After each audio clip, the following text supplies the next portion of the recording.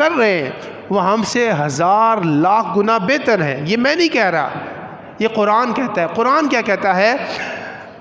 5واں سپارہ، لا يستوي القاعدون من المؤمنین غیر اولی الضرر والمجاہدون فی سبیل اللہ باموالہم وانفسہم. ہرگز برابر نہیں ہیں وہ لوگ جو بغیر عذر کے اپنے گھر میں بیٹھ گئے ہیں. وہ لوگ ان کے برابر نہیں ہو سکتے جو اپنے مالوں کے ساتھ اور اپنے جانوں کے ساتھ اللہ کی راہ میں جہاد کر رہے ہیں. ان کا مرتبہ بلند ہے. وَفَضَّلَ اللَّهُ الْمُجَاهِدِينَ عَلَى الْقَاعِدِينَ أَجْرًا عَظِيمًا. اللہ تعالیٰ نے مجاہدین کا درجہ فضیلت بیٹھنے والوں پر 1000 گنا زیادہ رکھا ہے.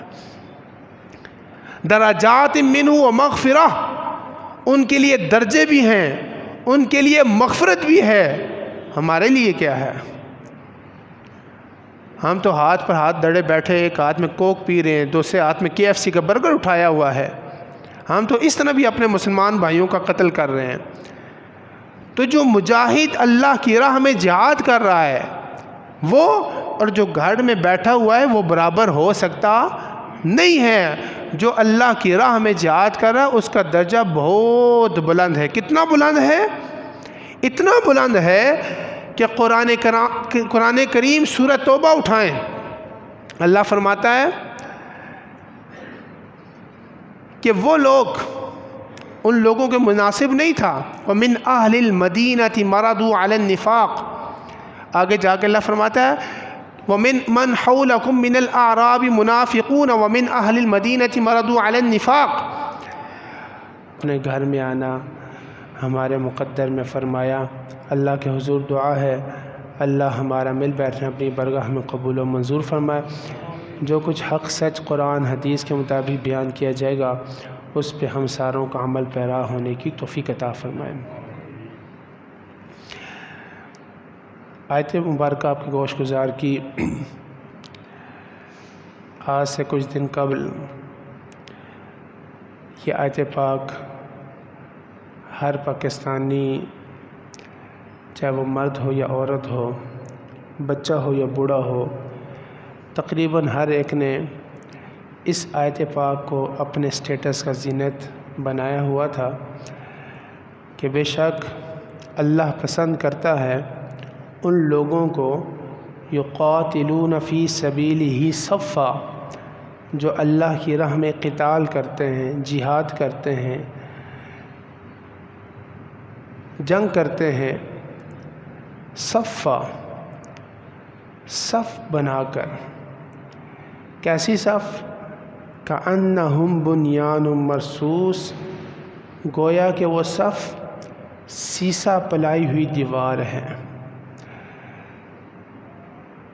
کچھ روز قبل 10 مئی کو بھارت اور پاکستان کی لڑائی میں افواج پاکستان نے جو آپریشن کیا اس آپریشن کا نام بنیان مرصوص دیا. اور اللہ تعالیٰ نے ہمیں اس آپریشن کے نام کی برکت سے کامیابی کے ساتھ ہمکنار فرمایا. الحمدللہ علی ذالک. اس بات پر ہمیں اللہ کا شکر بجا لانا چاہیے اور مزید عاجزی کا اظہار کرنا چاہیے اور پہلے سے زیادہ مضبوطی کے ساتھ کفار کے خلاف اپنے جنگی آلات کو تیار کرنا چاہیے. چونکہ کافر اور مومن یہ دو مختلف چیزیں ہیں. یہ کچھ بھی ہو جائے کبھی جمع ہو سکتی نہیں ہے. وجہ ہمارے رب کا فرمان ہے. رب نے جب فرما دیا کہ یہود عیسائی تمہارے دوست نہیں ہو سکتے، مشرک سب سے بڑھ کر تمہارے دشمن ہے، تو بے شک جتنی مرضی امن کی آشائیں، امن کے پیغام بھیجیں، صلح مفاہمتی کے جتنے بھی کردار ادا کیے جائیں، بالآخر کیا ہے؟ جنگ ہے، بالآخر قتال ہے، بالآخر کتنا دوہرا معیار ہے۔ یہاں پر جب افواج پاکستان میں صحیح معنوں میں جب جواب دیا تو گزشتہ جمعے پر ہم نے کہا تھا نا کہ جو گائے کے موت اور گائے کا پیشاب پینے والے وہ ہم سے کیا مقابلہ کر سکتے ہیں۔ ایک طرف نعرہ تکبیر اللہ اکبر کی صدا ہو اور ایک طرف گائے کا موت پینے والے، شراب پینے والے، ان کا کیا جوڑ ہو سکتا ہے؟ کوئی جوڑ نہیں ہو سکتا۔ اور پھر اللہ عز و جل نے، ہم گزشتہ جمعے پر بھی اور کئی جمعے سے یہی بات کر رہے ہیں، قاتلوہم یعذبہم اللہ، پہلی شرط یہ ہے کہ ان سے قتال کرو، جہاد کرو۔ اپنے بستر پہ بیٹھ کر کبھی بھی ان پر عذاب نہیں آئے گا، بستر پہ بیٹھ کر کبھی بھی ان پر تمہارا رعب طاری نہیں ہوگا، اپنے گھر میں بیٹھ کر کبھی بھی تم یہ تمنا نہیں کرو کہ اللہ کی مدد آئے گی۔ ان پر عذاب بھی آئے گا، وہ رسوا بھی ہوں گے، وہ ذلیل بھی ہوں گے، لیکن پہلی شرط ہے کہ قاتلوہم، تم ان سے کیا کرو؟ قتال کرو۔ یعذبہم اللہ بِأَيْدِيكُمْ، پھر اللہ ان کو عذاب بھی دے گا، اور عذاب دے گا بھی تمہارے ہاتھوں سے۔ وَيَنْصُرْكُمْ، اور پھر اللہ تمہاری مدد بھی کرے گا۔ وَيَشْفِ صُدُورَ قَوْمٍ مُؤْمِنِينَ، اور پھر مومنوں کے دلوں کو ٹھنڈا بھی کرے گا۔ لیکن پہلی شرط یہ ہے، رب قرآن میں فرماتا ہے قاتلوہم، ان سے کیا کرو؟ قتال کرو، جہاد کرو۔ جنگ کی ابتدا اولاً انہوں نے کی، بلکہ حملہ کیا، پھر مقابلے میں جواب دیا، اور ایسا جواب دیا کہ بڑے بڑوں کو لو لگ گئی۔ امریکہ، اسرائیل، رشیا، جو تینوں ملک بھارت کے ساتھ تھے، ان کے انٹیلیجنس کے ادارے، ان کے جو ٹیکنیکل ادارے تھے، ٹیکنیکل بندے تھے، جو ڈرون حملے کرنے والے تھے، باقاعدہ ان کے ساتھ بیٹھ کر وہاں پر پلان کر رہے تھے۔ ان کو سمجھ ہی نہ لگی۔ ایک تو اس آپریشن کا نام بنیان مرصوص تھا۔ دوسری چیز پچھلے جمعے پر ہم بیان کریں، دو چیزیں ہیں، ایک ہے قرآن پر عمل اور دوسری چیز ہے جہاد۔ یہ دو چیزیں ہیں جو ہمیں پوری دنیا پر اسلام کا غلبہ حاصل کروا سکتے ہیں۔ اس کے بغیر کوئی اور طریقہ ہے ہی نہیں اسلام کے غالب آنے کا جو ہمیں نظر آتا ہے، چونکہ قرآن یہ کہتا ہے۔ دوسری چیز جو اصطلاح استعمال کی گئی، والعادیات ضبحا، قسم ہے ان گھوڑوں کی جو صبح صبح جا کر دشمنوں کے میدان میں جا کے حملہ کرتے ہیں۔ ایک آپریشن کا نام، دوسرا جو اصطلاح والعادیات ضبحا کی استعمال کی گئی۔ بابا جی کہتے ہیں نا کہ اللہ نے اس وقت، چونکہ گھوڑوں کا دور تھا، تو اللہ نے اس وقت گھوڑوں کی قسمیں اٹھائی، اور اب جب یہاں سے غوری جاتا ہوگا، الفتح 1 جس کا ہفتہ ڈیڑھ ہفتہ پہلے کیا کیا تھا، اس کا افتتاح کیا تھا، اب اس کا جو مثال کیا، تو اللہ الفتح 1 کی قسمیں نہیں اٹھاتا ہوگا۔ جب صبح صبح الفتح 1 گیا، شاہین کی قسمیں نہیں اٹھائے گا، ابدالی کی قسم نہیں اٹھائے گا، غوری کی قسم نہیں اٹھائے گا، شاہین 1 2 3 کی قسمیں نہیں اٹھائے گا۔ رعد، ہمارے بم، یہ سارے ہمارے بیلسٹک میزائلز کے نام ہیں جو قرآنی آیات سے رکھے گئے۔ رعد، گرج چمچ کو کہتے ہیں، قرآن کی ایک سورت ہے رعد، اسی کے نام پر ایک ہمارے میزائل کا نام رعد رکھا گیا، جس کی اپروچ 1500 سے 2200 کلومیٹر کی ہے۔ اور ہمارے عظیم قائد، عظیم سائنسدان، جن کی وجہ سے آج بھارت کو منہ کی کھانی پڑی، پوری دنیا ذلیل ہوئی، اسرائیل ذلیل ہوا، امریکہ ذلیل ہوا، رشیا ذلیل ہوا، ہمارے عظیم قائد ڈاکٹر عبدالقدیر خان رحمۃ اللہ تعالی علیہ، ہم نے ان کے ساتھ کیا، وہ ایک علیحدہ بات ہے۔ ڈاکٹر عبدالقدیر خان نے اپنے اس دور میں جب ایٹمی بم بنا چکے، حکومت سے فنڈ مانگا، اور اس وقت مشرف کی حکومت تھی، فنڈ مانگا۔ یہ ہمارے ایک جو صحافی ہیں حامد میر، اس کا بیان ہے۔ اس نے کہا جی فنڈ مانگا کہ ہم اپنے میزائل کی اپروچ 2200 سے بڑھا کر 5000 کلومیٹر کی مسافت پہ کریں، مجھے فنڈ چاہیے تو ہم اپنے میزائل کی اپروچ 5000 کلومیٹر تک بھی اس کی رینج کر سکتے ہیں۔ تو مشرف نے آگے سے جواب دیا تھا کہ ہمارا مقابلہ تو انڈیا کے ساتھ ہے، اور انڈیا تو ہمارے 1000 1500 2000 کی رینج میں آ جاتا ہے، کیا تم اسرائیل کو اپروچ کرنا چاہتے ہو؟ کیا تم اسرائیل کو اپروچ کرنا چاہتے ہو؟ ہمارے پاس فنڈ نہیں ہے۔ تو پتہ چلا کہ ہمارے پاس ایسے دماغ موجود ہیں جو یہاں سے ایسا بم بنا سکتے، جو یہاں سے ہی صرف چند منٹ، جو ہمارا میزائل ہے 25,000 کلومیٹر فی گھنٹے کی رفتار سے چلنے والا، یعنی یہاں سے جو الفتح 1 اڑایا ہے ٹوٹل 1 سے 1.5 منٹ میں جا کر اس نے اپنا قصہ پورا کر دیا تھا، 1 منٹ، اور اگر وہاں تک ہو جائے تو ٹوٹل 2 سے 2.5 منٹ لگیں گے، اسرائیل کا قصہ تمام ہو جائے گا۔ بات اتنی سی ہے، لوگوں کے اندر محبت ہے، جذبہ جہاد ہے، کاش کے بڑوں کو بھی سمجھ آ جائے، فنڈ دیا جائے، دماغ بھی موجود ہیں، لیکن ہمارے پیسے کہاں لگ رہے ہیں؟ عیاشیوں پہ لگ رہے ہیں۔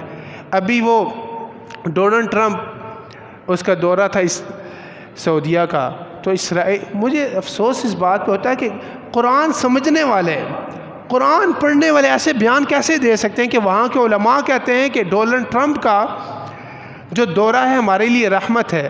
کیا کافر کا دورہ بھی رحمت ہو سکتا ہے؟ رحمت تو قرآن ہے، رحمت تو حدیث ہے، رحمت تو اللہ کا بندہ ہے، رحمت تو مومن ہے، رحمت تو اس میں تھی کہ ہم جاتے اور غزہ کے ساتھ مل کر اسرائیل کا منہ کالا کرتے ہیں، رحمت اس بات میں تھی۔ اس کے دورے میں بھی کوئی رحمت ہو سکتی ہے کہ جس کے دورے پر، جس سعودیہ کو ہم ایک ادب سے جانتے تھے کہ بڑی عورتوں کو پردے کا خیال رکھتا ہے، اس نے اپنی عورتوں کو ننگے سر اس کے سامنے ڈانس کروایا، سارے سوشل میڈیا بھرا ہوا ہے۔ وہ قطر، ہمارے غزہ کے مسلمان بھائی پانی کے لیے ترس رہے ہیں، بھوک کے لیے۔ ایک رپورٹ کے مطابق اگر ان کو خوراک نہ دی گی کہ آنے والے دنوں میں 5 لاکھ مزید غزہ کے لوگ، صرف بچے اور بوڑھے اور خواتین بھوک سے مر سکتے ہیں، بھوک کی کھانے کی قلت کی وجہ سے۔ ایک تو بم اوپر سے برس رہے ہیں، بھوک کی شدت کی وجہ سے اور کھانے کی کمی کی وجہ سے مر سکتے ہیں۔ اور ادھر 40 کروڑ ڈالر کا ایک جہاز کیا کر دیا کہ ڈونلڈ ٹرمپ کو گفٹ کر دیا گیا۔ یہ کیا ہو گیا مسلمانوں کو؟ لگتا ہے ایسے کہ ہم کسی جہالت کے دور میں رہ رہے ہیں، اسلام کا نام صرف باقی رہ گیا ہے۔ اسلام ذلیل ہونے کے لیے نہیں، اسلام دنیا میں عزت کمانے کے لیے تھا۔ آج ہم ذلیل ترین ہوتے جا رہے ہیں، اور یہ جو آج اس کو تحفے دے رہے ہیں نا، کل ہلکی سی انہوں نے آنکھیں دگائی تو وہ انہی پر بم بھی گرائے گا، دیکھ لیجئے گا، آپ زندہ ہوئے تو دیکھ لیجئے گا۔ وہ کسی کا نہیں ہے، چونکہ قرآن کہتا ہے کہ وہ تمہارے دشمن ہیں۔ آج تھوڑی سی انڈیا کو تھوڑی مار پڑی تو فوراً درمیان میں آٹھ ٹپک پڑا کہ صلح کی جائے، جنگ بندی کی جائے۔ کیا ادھر وہ صلح کروا سکتا ہے؟ تو کیا اسرائیل جو ہر روز بمباری کر کے غزہ کے مسلمانوں کو مار رہا ہے، بچوں کو مار رہا ہے، کیا وہاں پر صلح نہیں ہو سکتی؟ کیا وہاں پر سیز فائر نہیں ہو سکتا؟ کیا اب بھی مسلمانوں کو یہ منافقت ان لوگوں کی سمجھ نہیں آتی؟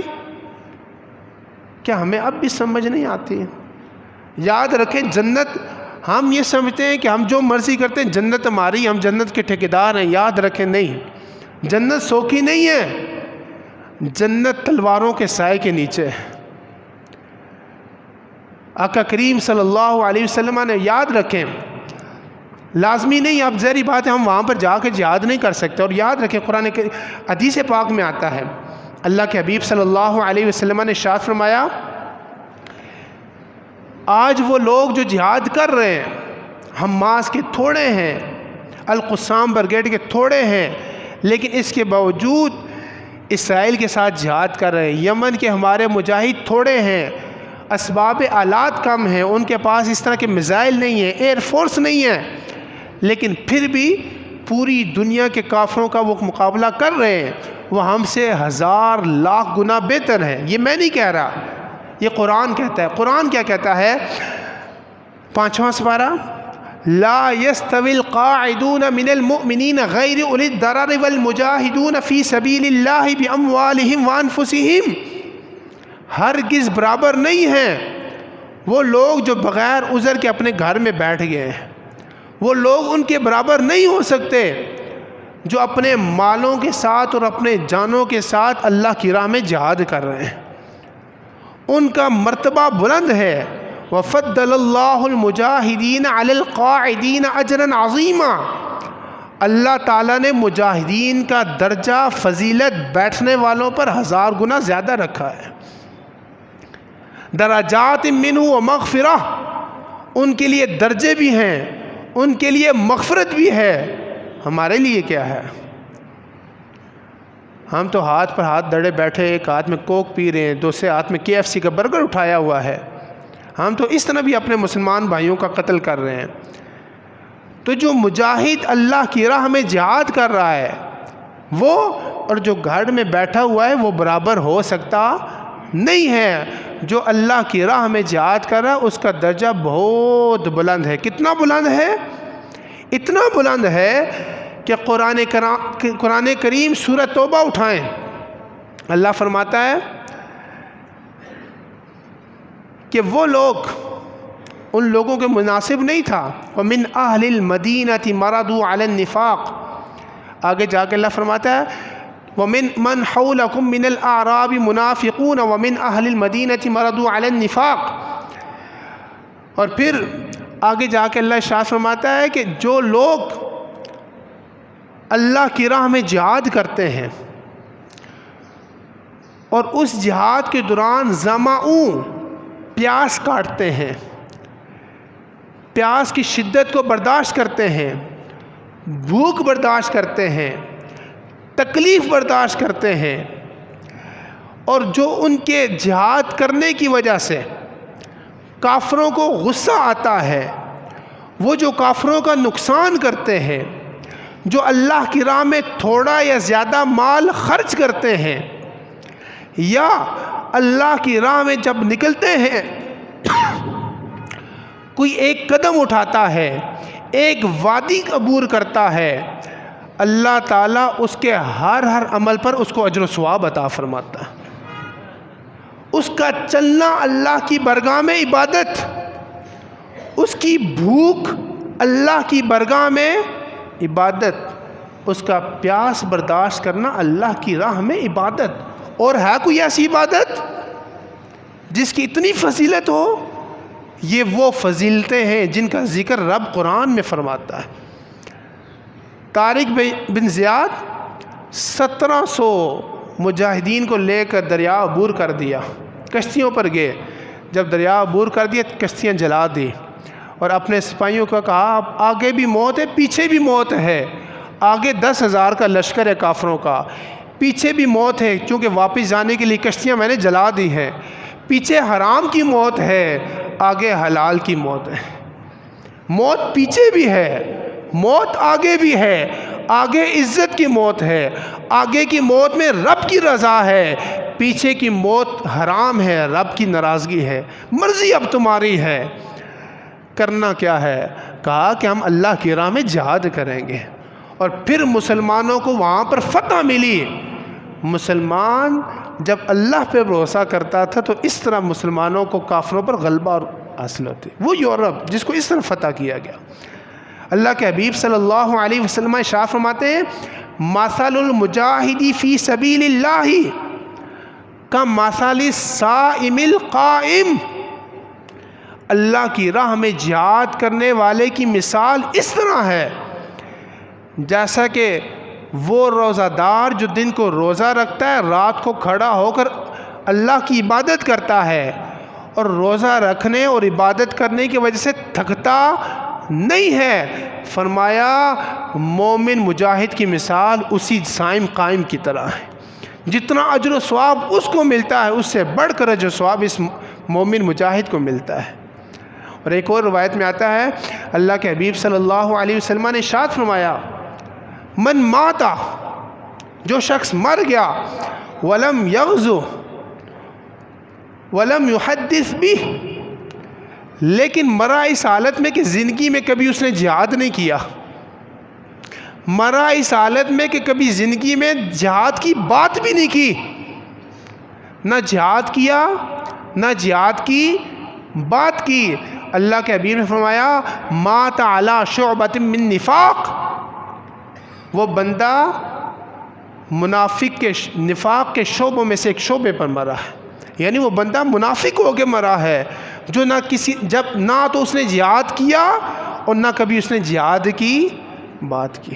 ہم جہاد کر نہیں سکتے، جہاد کی بات تو کر سکتے ہیں، صبح و شام دن رات اپنے بچوں کے سامنے، اپنے بھائیوں کے سامنے، اپنے کولیگس کے سامنے جہاد کی بات عام کریں۔ یہ جب جہاد کی بات کریں، میں نے قرآن کی آیت پڑھی سورہ توبہ میں، کیا ارشاد فرماتا ہے کہ جب ہم جہاد کی بات کرتے ہیں کافروں کو آتا ہے غصہ، اور رب قرآن میں فرماتا ہے اور تمہارا وہ عمل جو کافروں کو غصہ دلاتا ہے اس پر بھی تمہیں اجر ملے گا۔